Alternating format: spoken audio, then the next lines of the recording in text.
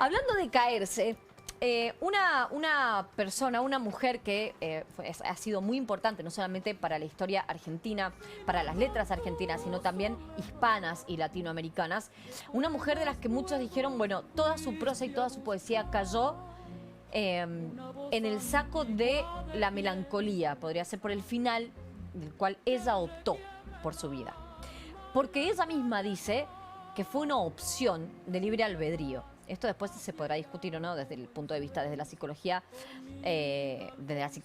o desde la medicina, desde la clínica, pero lo cierto es que ella era muy consciente de la decisión que estaba tomando. Estamos escuchando a la Negra Sosa, por supuesto, y estamos escuchando a Alfonsina y el mar. Un día como hoy decidía terminar con su vida Alfonsina Storni, un 25 de octubre de 1938, a los 46 años, muy, muy joven. Hoy, hace 84 años, que ya no está con nosotros. ¿Por qué estamos hablando de Alfonsina Storni? Porque cuando empezó el programa yo les decía, bueno, miren, realmente para perseguir un ideal hay que ser coherente con él mismo, ¿no? Hoy día está lleno de persecución de ideales, pero vacuos de acciones, ¿no? Vacuos de coherencia, vacuos de seguir o de consecutir, si se quiere, o ser consecuentes al menos con lo que uno predica o con lo que uno quiere. Estoy hablando básicamente de la feminazi, de los pañuelos verdes, de todo esto que es una mezcolanza que no tiene nada que ver con nada.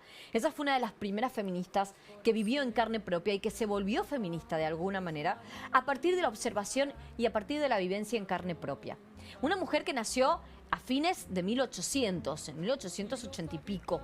Nace como la tercera hija de una familia de inmigrantes. Ella es suiza, no es argentina, para nada. Nace en un pueblito en el norte de la vieja Italia, de lo que era el Imperio Austrohúngaro, cuando se estaba armando, ¿no?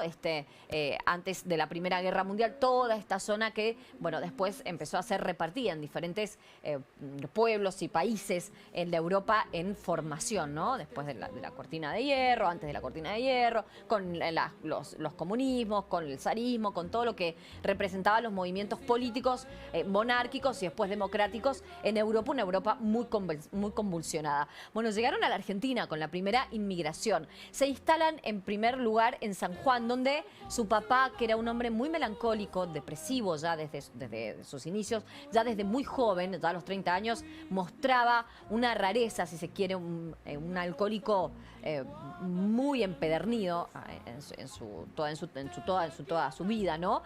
Y casado con una docente que fue la que básicamente saca adelante a la familia. Este hombre melancólico que ya a los 30 años mostraba una depresión muy fuerte, había sido ciertamente observado por Alfonsina, quien había recibido este nombre arbitrariamente por su padre. Su padre fue y le puso Alfonsina porque le gustó. Y dice, pero la madre ni participó del nombre, bueno, le puso Alfonsina. La cosa es que esta nena, era muy, muy chiquita, que vivía en San Juan, que recuerda los tiempos del Sonda, que leía desde muy chica, que escribía sus primeros poemas a corta edad, a los 5 o 6 años, y que ella recuerda que su primer poema fue melancólico, fue de tristeza, al ver el dolor en la situación económica y de pobreza en la que vivía y surcaba su familia, con un padre que no podía hacerse cargo de la situación de todos sus hermanos y menos de su madre, porque tenía una adicción, tenía una enfermedad, era alcohólico y además tenía depresión en aquella época. Ella escribe su primer verso y se lo deja en la almohada a su mamá, quien se levanta y le da varios coscorrones, la reta, y le dice, Alfonsina, te estás perdiendo el dulzor de la vida. Cuando Alfonsina realmente era una nena que observaba muy sabiamente a su padre, sobre todo a su madre que ella veía y decía, lloraba en silencio. A partir de ahí, todos y cada uno de los poemas que escribió desde chiquita, los arrugaba y se los ponía en los corpiños de las enaguas, ¿no? Que se usaban en esa época. Ella decía, se me van cayendo como migas de pan, se me van deshaciendo como migas de pan. Pero ella sabía que su mamá vivía para la sumisión. Su mamá lo único que hacía era soportar hasta que su papá tomara lo suficiente como para quedarse dormido y arrastrarlo a la cama. Cuando el negocio familiar comienza a andar mal, se mudan a Rosario. Ella todavía no sabe muy bien por qué, o no sabía muy bien por qué, porque era muy chiquita.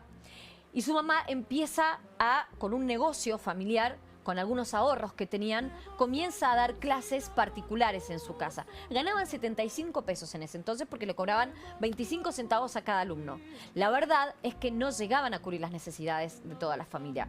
Y Alfonsina tuvo que a los 10 años, 11 años, 12 años, empezar a lavar platos, ser moza, ¿no? Se empezó a dedicar al negocio y las hermanas, bueno, remendaban. Ella también cosía con su mamá porque verdaderamente las acucias económicas no la dejaban levantar la cabeza. Y su mamá tenía que tragarse toda esa angustia porque además tenía un nene más chiquito, pero ella bien dice que su madre podría haberse en aquel entonces separado o haber sido libre, pero que no lo hacía por su hermano más chico y por todo lo que significaba la sociedad en aquel momento.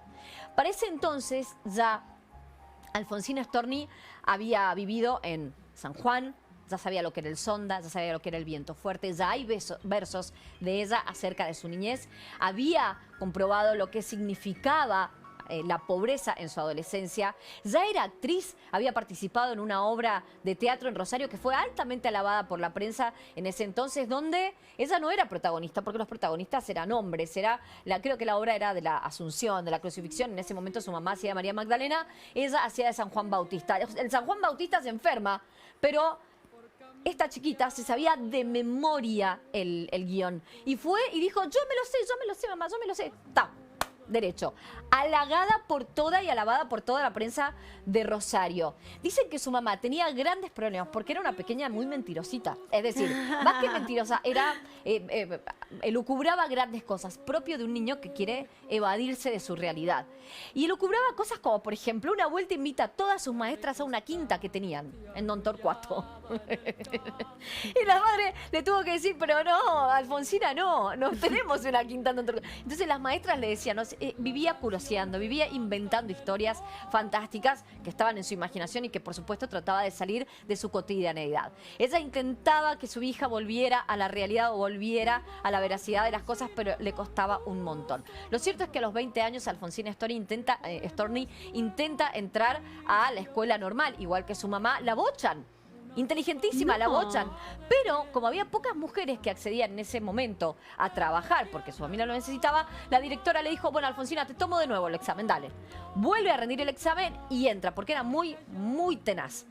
Ingresa. Bueno, fue docente, actriz, poetisa, de todo. A los 20 años se enamora de un hombre 20 años mayor que ella, casado, por supuesto, la deja embarazada, se borra y ella entra en una tremenda depresión. ¿Y dónde viene para sacarse la depresión, Alfonsina? ¿Qué lugar elegiste? Argentina.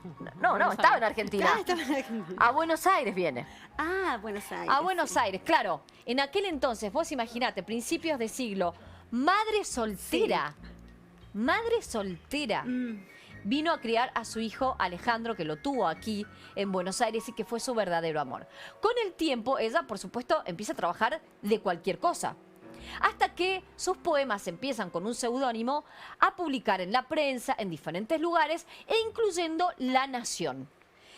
Se hace tan conocida y su poemario empieza a ser, bueno, importante, hasta que llega a Ocre en 1925, que la catapulta como una gran escritora. Ella empieza a escribir en los derechos de las mujeres. ¿Por qué? Porque vio a su mamá oprimida y sin un peso, y porque ella empezó a tener que salir adelante y mantener a su hijo a principios de siglo, siendo madre soltera, de un hombre casado, y que no la reconoció. Y el lugar, digamos, el lugar de segunda que tenía la mujer. Ella decía, siempre seré tu perfume, siempre seré tu adorno, siempre seré tu amor detrás de ti, pero nunca tendré mi voz. Hay un poema muy, muy bonito. Y yo voy a contar una última, que a mí es lo que más me gusta, lo que más me parece llamativo de Alfonsina Storni, más allá de la decisión de terminar con su vida, porque hizo todo muy prolijamente y con mucha conciencia. De hecho, su hijo sabía que ella se iba para no volver, porque entra en una melancolía importante después de un cáncer de mama, del cual no se pudo recuperar, y una segunda batalla que ella no quiso dar, ¿no? Con su amiga Alejandra Pizarnik, otra gran escritora. Ella tiene una historia muy bonita porque después logra enamorarse nuevamente. Lo hace de Horacio Quiroga, otro gran poeta que se va a vivir a Misiones. Qué maravillosa dupla. ¿Cómo la conquista? Porque no eran agraciados físicamente, ninguno de los dos para la época. Y eso se cuenta en las biografías, lo cual, ¿no? Viste que la imagen siempre tiene algo que ver, lamentablemente, en la sociedad y en la cuestión humana. Bueno, pero él la admiraba mucho a nivel intelectual. Dicen que le jugó una apuesta con un reloj de cadena. En aquel entonces se usaba el relojito de cadena, ¿no? Que se sacaba, se levantaba y le dijo, Alfonsina, a ver si sos capaz de darle un beso al reloj. Cuando ella le va a dar un beso al reloj, él corre el reloj y le da un beso y ahí empieza el romance. Qué romántico. Entonces de ahí se Qué dice, romántico. desde ahí se dice que estos dos autores por primera vez le robaron un beso al tiempo. Está bueno. ¿No? Así queda la bonita y preciosa, bueno, Qué anécdota. lindo. Es la poetisa del amor. Y un día como hoy decide irse a la Asociación de Mujeres en Mar del Plata, a la Escollera, donde desde allí se tira. Dicen que se hundió en el mar, no es cierto. Se tiró desde allí, fue encontrada después, dejó una carta diciéndose me voy a dormir. Y otra carta para la policía para explicarles y decirles, he tomado esta decisión, no culpen a nadie. Claro. Yo tomé esta decisión. Su hijo después, Alejandro, se llamó a la torpeza sabiendo, pero abrió un camino verdaderamente para el feminismo bien entendido, el feminismo bien entendido, coherente, para que en algún momento, y ella dijo, yo sueño que de aquí en adelante las mujeres vamos a tener el papel y la independencia. Hay un poema muy bonito que se llama Loba, léanlo, que dice, yo voy sola como una loba, me valgo por mí misma. De la importancia de valerse económicamente por sí misma. Digamos, el feminismo Ser una persona desde autosuficiente e independiente, pero desde el feminismo, digo, no desde la realidad, no desde el revanchismo y el odio, sino desde la realidad. Es decir, yo me autosustento y no necesito de nadie más. Qué Es maravilloso. verdaderamente una vida maravillosa la de Alfonsina Storni, para leerla, para verla, cómo los traumas de la niñez finalmente socavan y hacen mella en una vida adulta. Maravilloso, No, maravilloso, precioso. me encantó. Es preciosa Me la vida de quedo Alfonsina con Storni. el beso de conquista. Ah, el Me quedo con beso ese del de reloj conquista. es Yo quiero eso, espectacular. el beso que se detuvo en el tiempo. Es espectacular, le robaron un beso